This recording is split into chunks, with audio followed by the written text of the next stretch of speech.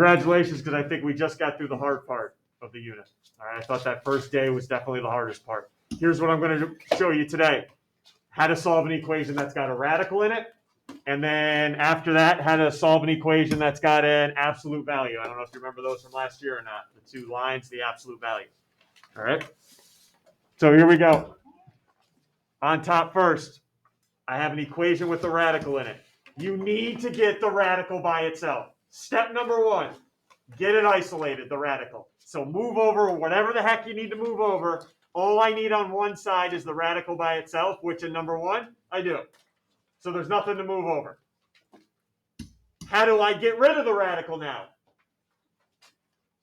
Square it. There you go. Square it. Once the radical's by itself, I get rid of it by squaring it. Now remember, you got to keep things balanced like usual. Whatever you do to one side, do to the other. So I got to square the 7. So here I get x minus 4 equal to 49. I think you guys can handle it from here. X equals 53. I preached this all on day one. And some of you took me up on it, some of you didn't. It's not optional anymore. You have to check radical equations. Because we are going to find out that sometimes when we plug it back in, it's not equal to what we need it to be, so we need to reject. All right? So here we go, 53. Store it in for x.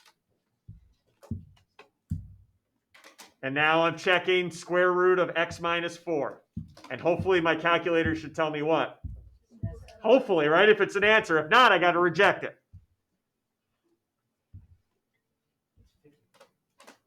And it tells me, yes, it's equal to 7. So we are definitely keeping that correct answer. Don't get frustrated. We're going to reject pretty soon. All right, number 2. Just made a big scene a minute ago. Got to get the radical by itself before you do anything. What do we got to move over? Okay, let's go. Add 5 over.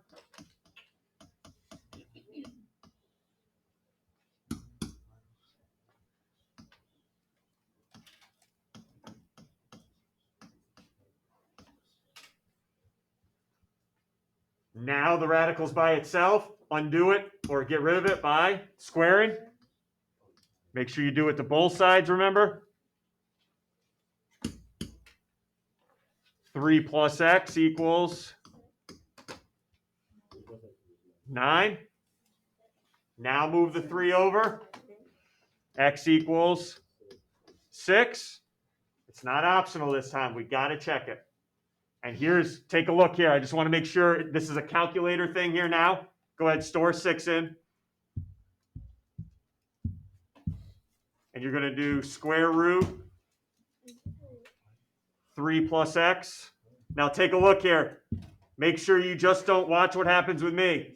If I just type minus 5, it's not going to know it needs to be outside the radical. So I need to actually press the right button and say, hey, get the heck out of here. So make sure your minus 5 is clearly on the outside. And hopefully negative 2. Got it. So we're good so far here. Are we all right? Going too quick? Because now here's where I step it up now. Your game's got to get stepped up. Number 3, is it by itself? By itself? All right, nothing to move over, so I can automatically do what right from the beginning? Square it. That's not the big deal. Here comes the big deal.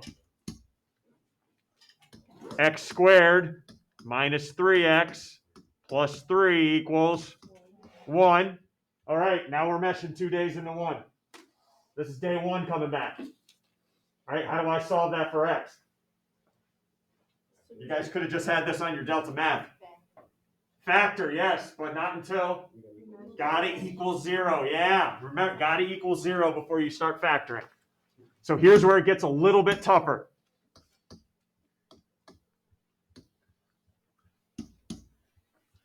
X squared minus 3x plus 2 equals 0.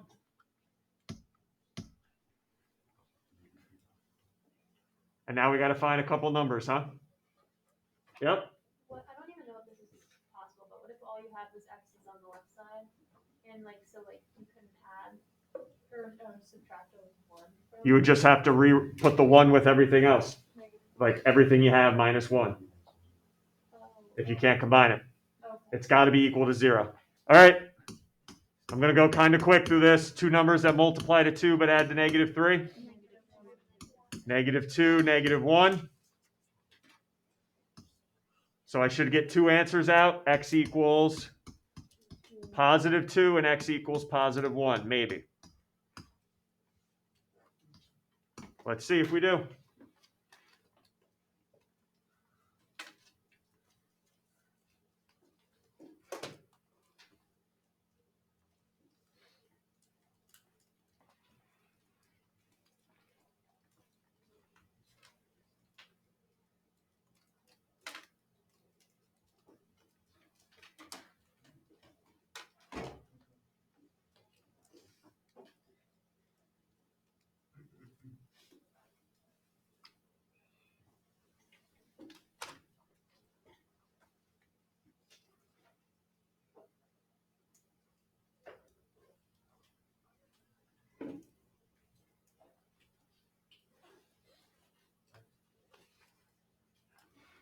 Both work? All good? Both equal to 1? You got 1 out? Perfect. Trust me, there's rejection coming up. Any issues so far? So yeah, I hate to break it to you. When I square it, what's left over I might have to factor. All right, next up. Definitely not all by itself. What do you got for me? Divide by 2 or -7 first? -7, yep.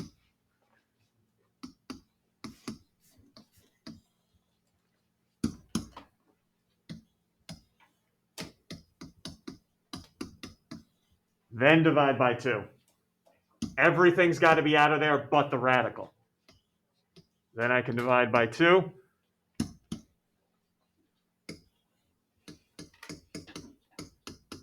Then we can square. But it's got to be by itself.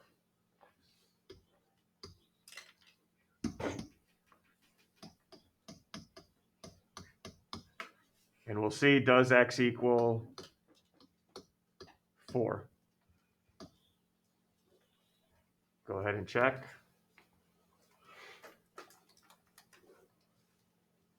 Remember, you want your calculator to say 13, right? Because that's what the right side is equal to. You want it to say 13.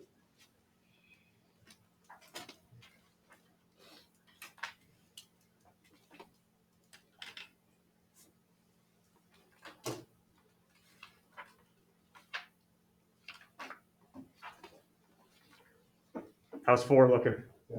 Good. All right.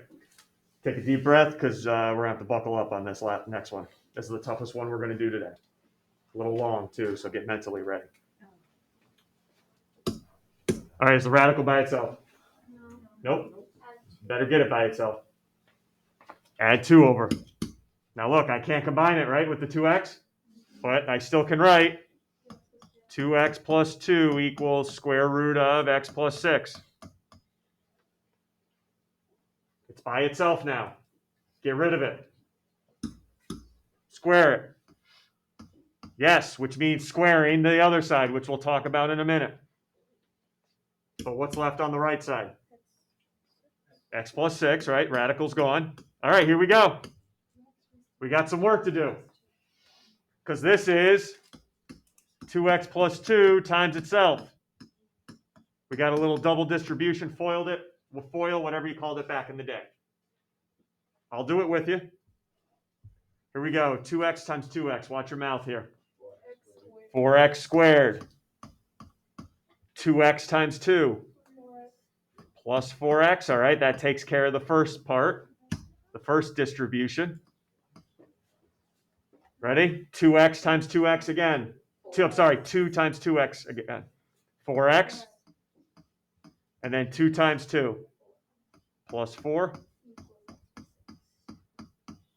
Everyone's all right on that foil there. Can I combine like terms now on the left? Yeah. Those 2 middle ones? 4x squared plus 8x plus 4 equals, okay, x plus 6. Talk to me. Sarah, what's up? Could you do GCF the left side? Not yet. Why not? You can't factor until what? Equals 0. It's got to equal 0 before you even start sniffing any factoring methods. Okay? So, all right, I already gave it away. It's got to be equal to 0. Move the x over. 4x squared, what do you got for me? Move the x over. What, Why are we moving? what did I say? Move the x over. Subtract it, and you get? Why wouldn't you subtract the 6? Oh, and how do I move the 6 over? When I do that, I get minus 2. See why, Sarah? I don't have a GCF anymore. Well, then do it. But here's the, if you take out a GCF, you're probably going to get an answer of 0, which is not a solution. All right, and now you're affecting other solutions as well. All right? All right, now what? Here you go, no GCF. Grouping. But I can only group with 4. You gotta make 4. Make 4 out of 3. What do you mean? Grouping, I need 4. But I need 3. I only have 3, so I'm about to make 3 into 4 terms. Perfect squares? Where's the perfect square other than 4x squared, right?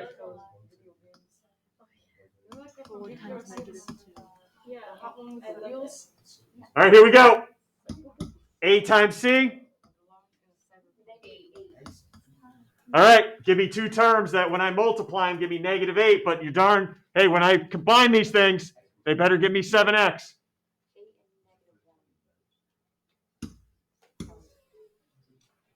Molly? Oh, I just have a question. Yep. So we always have to do grouping unless the number in front. Is 1, then you can do multiply to this, add to this. Okay. Correct. Plus 8x and minus 1x. Notice how I multiply them, it gives me -8, but when I combine them, I get that 7x back. Now group them. Told you this was a longer one. What are you taking out of the first? Look. Is it okay to like switch those numbers? Yes, absolutely. You should still get the same thing. Take out a 4x. X plus 2. So you know if we're grouping, you better give me an x plus 2 next. So take out a -1. Yep. And be left with x plus 2.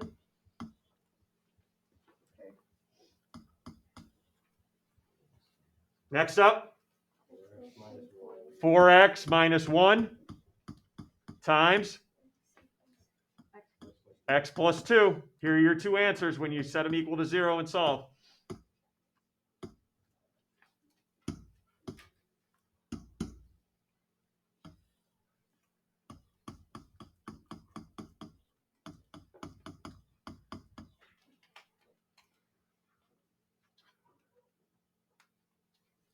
So x equals, should have, what do you have, a 4th? Maybe. And then x equals -2, maybe. Which one, can we make a decision? Can we test? Do you want to test 1/4 first, since it's first here up on mine? Okay, so here you go. We got to test 1/4. So give me my fraction template. 1. Why isn't it -1? How do I move the 1 over? Right? So 1/4 stored in for x. This is a little bit slightly different check than what we're used to, because did you see how we have, I'll go back up. See how I have x's on both sides? So you got to make sure, 2x. What do I get when I use 2x? I get 1/2. And then when I type in my right side, I better get out 1/2. Let's see. Square root x minus 6. What is it, -2? X plus 6 Plus 6 minus. Plus 6.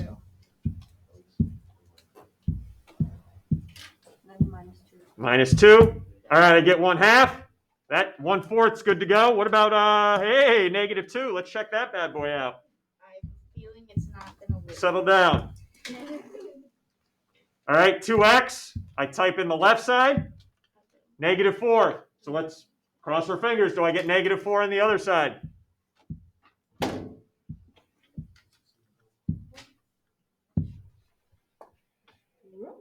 What do you? Problem? Right? When I plugged in -2, the left side equaled -4, the right side equals 0. So that's an issue. Yeah. That's an issue. So, Nope. only one answer there. Only one answer. And that's why we need to check. And just not assume they're always right. All right? Everyone all right there? It's going to be, sometimes they're a little bit longer. Last radical one. Uh-oh. Uh-oh. Radical on both sides. Are they alone? Yeah. What do you want to do then? All right. We're balancing both sides by squaring. No need to get crazy on this one. X minus 4 equals 2x minus 13. And then x will be equal to 2x minus x minus 9. x equals 9, I hope. 9? Yeah. Negative. No, I lied. Sorry, I didn't. It should just be positive. Move the x over, add 13. Well, you gotta put your 2x. I'm so What Should we add 4? what do we, Don't why are we getting so adding the confused? 4. Do we add 4? I think there were some. Then you would have to subtract 2. No, don't add 4 and you get -9. We also have to. We have to have both things. Don't we have to set it? Don't we have to get x on one side and number? Look, here's. X minus 9. The right side. I don't know where I'm losing you here. We don't have to set it equal to 0 on the factor. Is there a squared up there? I'm not concerned about factoring unless there's a squared there.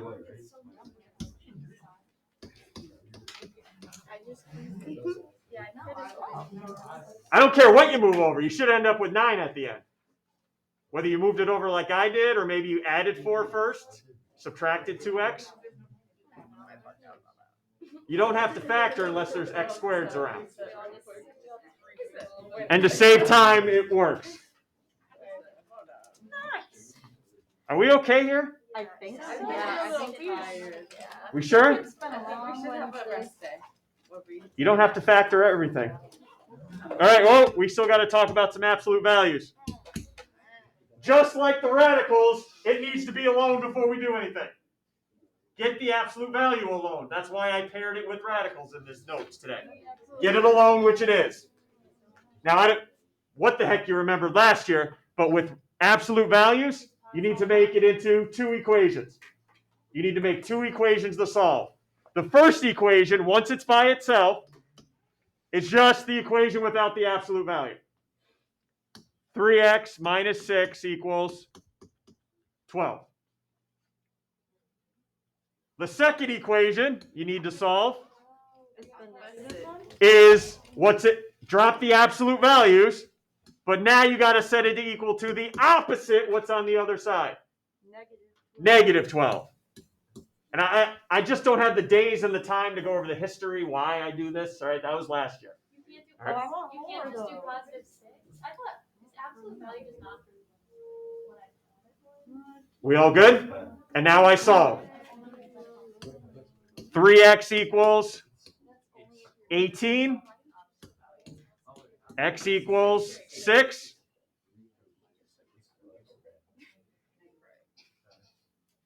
And then over here, 3x equals -6. X equals -2.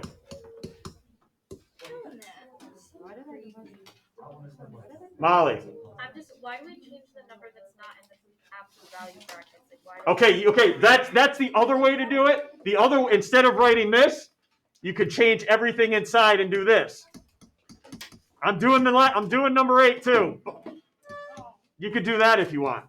That's the other way of doing it. I just think it's easier to change the sign on what's outside. Okay? Okay, 8. I'm going right up to the bell here. I got plenty of time. What's the problem? It's not by itself, so don't even separate it yet.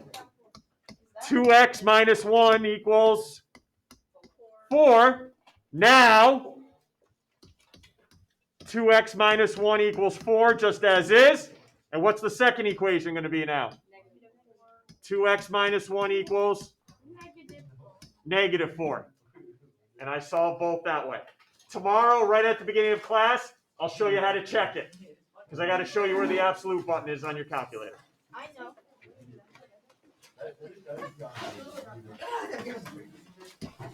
Ow, bro.